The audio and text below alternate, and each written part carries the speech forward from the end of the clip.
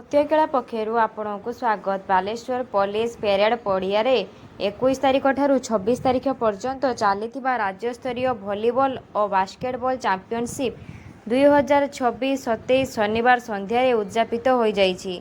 उद्यापनी उत्सव में Purvanchal police range DIG Shri Pinak Mishra मुख्य अतिथि भाव जोगदे 5 दिन धरी 28 टीम्र 546 जन खेलाड़ी अत्यंत श्रृंखलित भाव और धैर्यर सह भलीबॉल और बास्केटबॉल प्रतियोगितार अंशग्रहण कर पुलिस बाहिनीर स्तर को सर्वभारतीय स्तर में प्रशंसा गोटाई पारिछंती।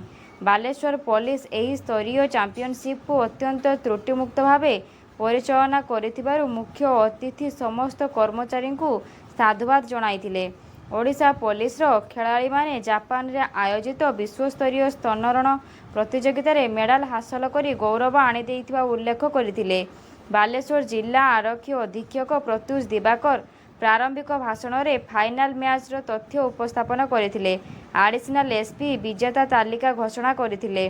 भलीबॉल रे मयूरभंज टीम चैंपियनशिप हासिल करने सह डीआईजी पिनाक मिश्र घोषणा मुताबक नगद 10,000 टंका और रनर्स अप होइतिबा बालेश्वर पुलिस टीम 5,000 टंकार पुरस्कार राशि मुख्य अतिथि ठारू ग्रहण करथिले। आजिर फाइनल भलीबॉल मैच रे मयूरभंज पुलिस टीम रो रणनीति बालेश्वर टीम उपरे भारी पड़िथिला।